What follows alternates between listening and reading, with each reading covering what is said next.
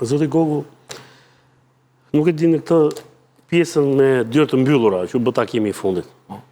Foli dhe ndonjë tjetër apo vetëm dëgjohet kryeministrin? Se një nga arsyet kryesore pse janë njerëz në shesh është se kanë një kryeminist që si dëgjon më. Nuk dëgjon më askënd, jo vetëm qytetarët.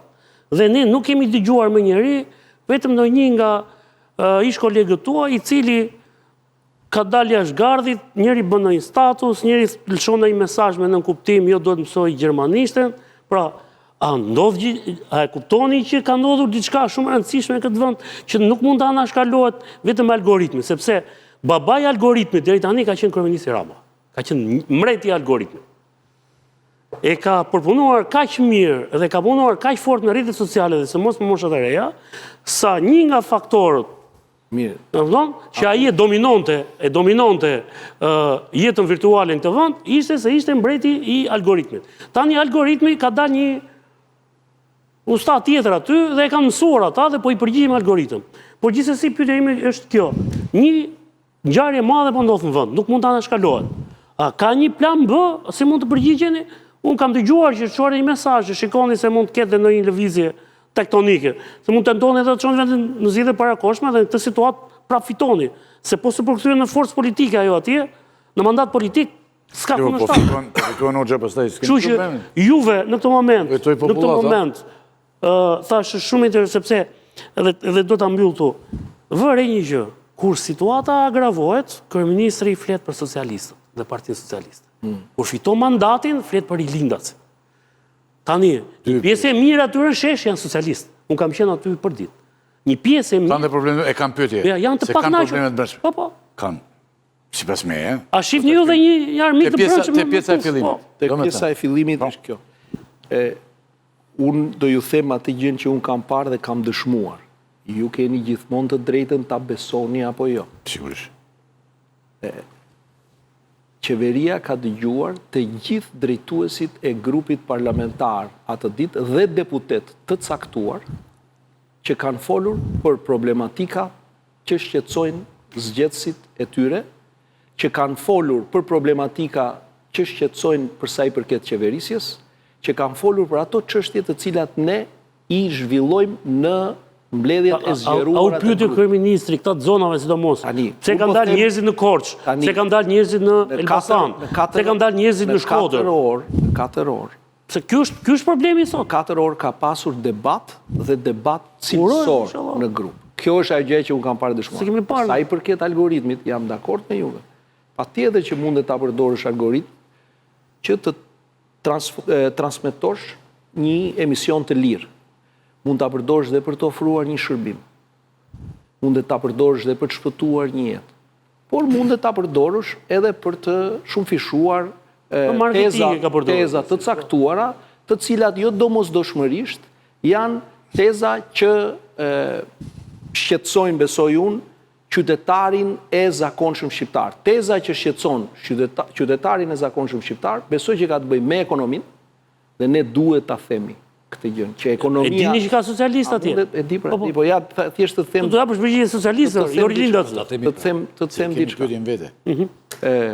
Absolutisht që Shqipëria nuk është modeli, nuk është Shqipëria modeli i përsosur i një demokracie, nuk është Shqipëria modeli i përsosur i një ekonomie që të lë pa fjalë. Por, pa dyshim Shqipëria është e padallueshme nga ajo e 12 viteve më parë, dhe këtë ty ta thon shifrat që nuk i thot qeveria, i thot Fondi Monetar Ndërkombëtar me Bankën Botërore. Prodhimi i brendshëm bruto shqiptar është dyfishuar e gjysmë. Ja mërzitur njerëzit. Po njerëzit ta thanë pra verdikti i njerëzve është 11 maj. Si kanë gjithë vetëm algoritmi. Tani verdikt do ta pranojmë këtë gjë që verdikti i njerëzve është 11 maj. Algoritmi. Apo nuk e pranojmë këtë, ka ikur, ka ndryshuar. Greqia, ku diun, Sorosi. Po pranojmë këtë që keq situatë. Unë mendoj që ndoshta ka ndryshuar. Ekonomia shqiptare tregon një rritje që nuk e ka pasur më përpara. Shteti ligjor shqiptar tregon një pasqyrë dhe ca institucione që nuk kanë qenë aty më përpara. A ka ndikuar pandëshkueshmëria dhe a ka ndikuar palikshmëria në pakënaqësitë të cilat janë ngritur te qytetarët, pa diskutim po. Dhe prandaj unë thash që pengesat e integrimit, Shqipëria po i kalon me sukses, sepse nëse ekonomia i ka çuar shqiptarët nëse një protestus me shumë të drejtë është aty dhe i përfshirë emocionalisht, një burokrat europian në zyrën e tij e shikon shumë të ftohtë skedën e Shqipërisë dhe thotë, e ka bërë këtë detyrën? A zbatohet vendimi i gjykatës në Shqipëri? Po, kaq përqind. A zgjasin proceset në Shqipëri? Po, kaq duhet shkurtuar. A ka çështje të mbartura? Dhe pasi bën gjithë të analizë, thot po, Shqipëria i kalon piketat e ndërmjetëve me diferencë nga rajoni, por duhet të bëj 1, 2, 3, 4, 5 që të antarësohet brenda 27. Ata aty nuk janë thjesht tifozë kombëtare, kanë dalë për ndeshje stadium. Ata kanë dalë për qeverinë. Po pra, po. Se ju shikoni me bluzat kombëtare, nuk janë tifozë kombëtare. Po pra, dakord. Se janë dhe tifozë kombëtare. Po edhe qeveria nuk është pa dashje atje, është votuar dhe është mandatuar. Faktikisht dhe qeveria. Po mandati s'është tani. Hoxha. Si thoni ju i bie që çdo të shtunë dhe çdo të diel në Rom, në Paris, në Athinë, në Berlin, duhet të ndryshosh qeverinë, se dalin njerëzit në rrugë. Skandal ka protesta deri tani. Ka arritur, është jashtëzakonshme si qëndresh, sot është dita 23 mos gaboj. Pra, deri tani, së pari, uli me këmbë në tokë dhe theu mitin e pa prekshëm të kryeministrit që kemi ne. Pra, së pari... Një protestë e vërtetë. Po, tjetër, po. Po, më kjo ishte elektorati gri që kërkoni, ma kishte humbur, ja ku është. Së dyti, në plan të brendshëm dhe ndërkombëtar, ka krijuar një imazh krejt të ri, ne shikojmë mediat ndërkombëtare, politikanët të Bruksel, kanë një imazh krejt tjetër tashmë për Shqipërinë, ndryshe nga ai që u afronim ne. Dhe e treta, për mua çfarë ka arritur protestat deri tani, ka treguar që ka dalë një aktor i tretë shumë i fuqishëm, të cilit ende nuk po ja njohin për masat, nuk po ja njohim meritën që ka dhe nuk e njohin fuqinë ende që ka, por duam ne, i ka bërë 2 mamuthët e politikës shqiptare, i ka zvogëluar si asnjëherë tjetër. Dhe çfarë mund të arrijë maksimalisht tonë ju? Kjo protestë?